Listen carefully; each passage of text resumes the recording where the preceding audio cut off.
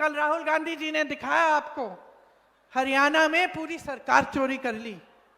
25 lakh vote फर्जी, 25 लाख सरकार चोरी की, वोटों की चोरी की। किसी ने पूछा है आपको? कोई संघर्ष समझा है आपका? चुनाव आ रहा है तो समझने लग गए। चुनाव आ रहा है तो चुनाव के एक हफ्ते पहले आपको 10,000 रुपए भेज रहे हैं। 20 सालों से भेजे आपको, भेजे 20 सालों से रोजगार की बात की, आपकी बच्चियों को पढ़ाने की बात की।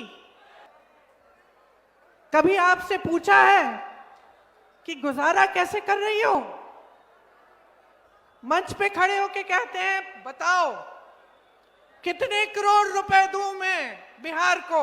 मैंने देखा उनका भाषण, 50 करोड़ दूं, 75 करोड़ दूं, ये सवाल पूछ रहे हैं।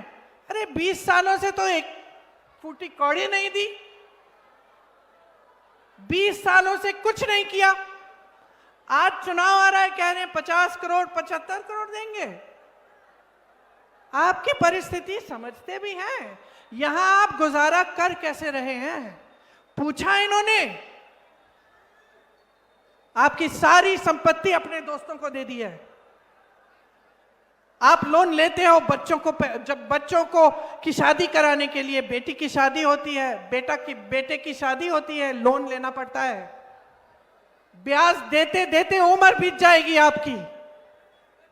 और ये बड़े बड़े उद्योगपति, बड़े बड़े सेठ लाखों करोड़ रुपए का ये लोन लेते हैं, इनके लोन माफ हो जाते हैं, आपके लोन माफ नहीं होते। और आपके लिए इतना भी आदर नहीं है, इतना भी सम्मान नहीं है कि आप बिहार की जनता हो। आप आज भी कन्याकुमारी से लेकर कश्मीर तक इस देश का निर्माण कर रहे हो।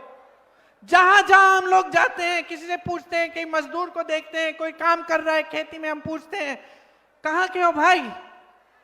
बिहार का हूं। मैंने केरल में भी देखे हैं बिहार के मजदूर, मैंने कश्मीर में भी देखे हैं। पूछा है इतनी दूर आए हो भाई, कैसे गुजारा कर रहे हो? देश का निर्माण आज भी आप कर रहे हो, आपका भी और आपके मुख्यमंत्री का भी।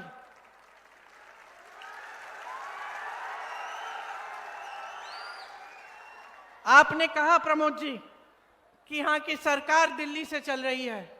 सच बात है, इनके मंच देखिए, इनके मंचों तक पे इनको नहीं बुलाते, नीतीश जी को नहीं बुलाते।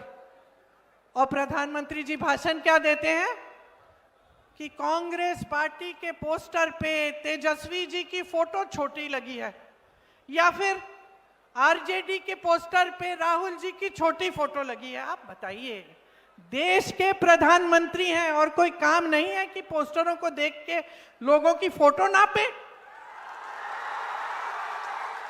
देश के प्रधानमंत्री हैं, हर जगह जाके कहते हैं कि वो विपक्ष के नेता अपमान कर रहे हैं। बंगाल में अपमान किया, केरल में अपमान किया, यहां आकर बिहार में कहते हैं कि हम आपका अपमान कर रहे हैं। क्यों? क्या अपमान कर रहे हैं हम? आपके अधिकारों की बात कर रहे हैं हम आपके रोजगार की बात कर रहे हैं, हम आपकी मजबूती, आपके सशक्तिकरण की बात कर रहे हैं, और ये उनके लिए अपमान होता है। हम कहते हैं, सच्चाई बोलते हैं आपके सामने। कल राहुल गांधी जी ने दिखाया आपको, हरियाणा में पूरी सरकार चोरी कर ली। 25 लाख वोट फर्जी, 25 लाख सरकार चोरी की, वोटों की चोरी की। इससे आपको क्या फर्क पड़ता है? आप बताएं मुझे। आपके अधिकार कमजोर होते हैं। ये संविधान जिसके लिए आपके पूर्वज लड़े, जिसके लिए महात्मा गांधी लड़े, जिसके लिए मेरे परिवार के सदस्य शहीद हुए, उस संविधान को कमजोर करने की बात है। आज इतना इनका अहंकार इतना बढ़ चुका है कि आपके वोटों का भी सम्मान नहीं कर रहे हैं। 65 लाख वोट आपके काटे हैं बिहार में, 65 लाख वोट। और मैं दावे के साथ कह सकती हूं कि अगर ये चुनाव निष्पक्ष होगा तो आप इनको खदेड़ने वाले हैं, निकालने वाले हैं और एक नई सरकार लाने वाले हैं।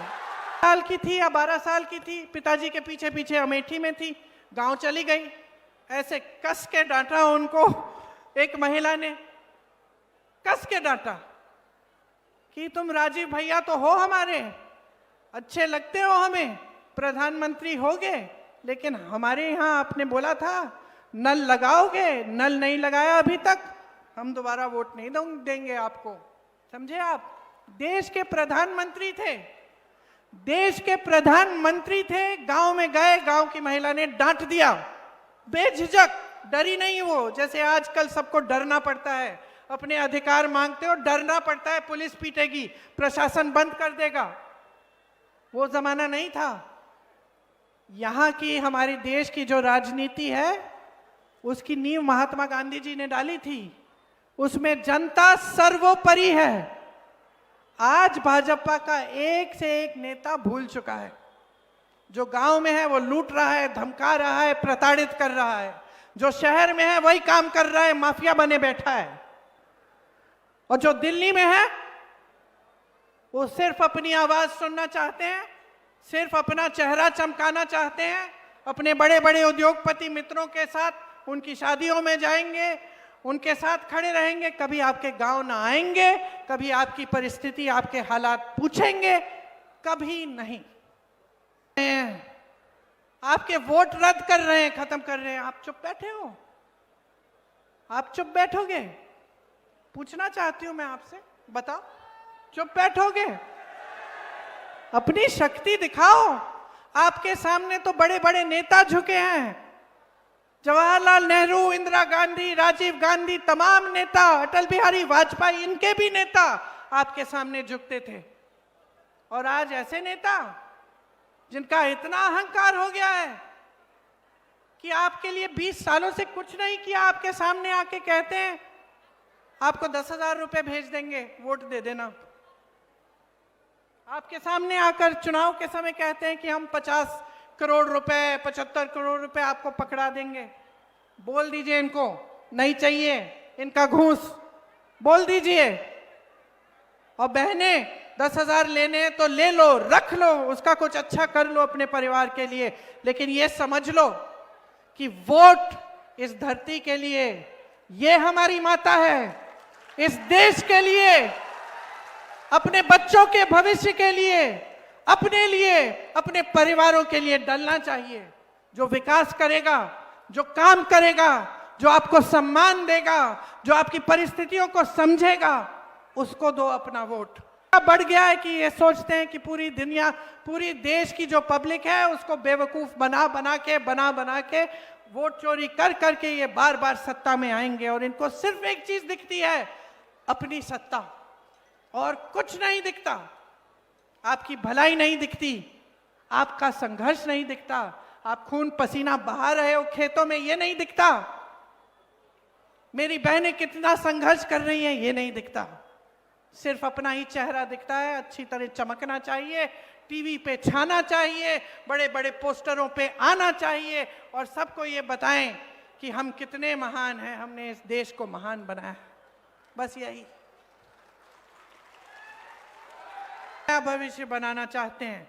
आपकी बच्चियों के लिए हर अनुमंडल में हम महिला कॉलेज लगवाना चाहते हैं, ताकि उनको शिक्षा वहीं पे प्रदान हो और उनको दूर दराज इलाकों में नहीं जाना पड़े शिक्षा के लिए, ताकि वो अपने पैरों पे खड़ी हो पाएं, ताकि वो अपने पैरों पे खड़ी हो पाएं। तो हम आपके सब संघर्षों को समझ रहे हैं, और हम आप ही के लिए लड़ रहे हैं। जो लड़ाई महात्मा गांधी जी ने लड़ी, वही लड़ाई हम आज लड़ रहे हैं, आपके अधिकारों की लड़ाई।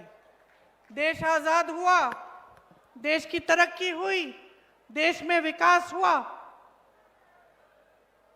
लेकिन कुछ समय पहले एक ऐसी सरकार आपने चुनी जो देश की भलाई को भूल के सिर्फ नेताओं की भलाई, सिर्फ अपना स्वार्थ साधने लगे, सिर्फ अपनी सत्ता को देखने लगे।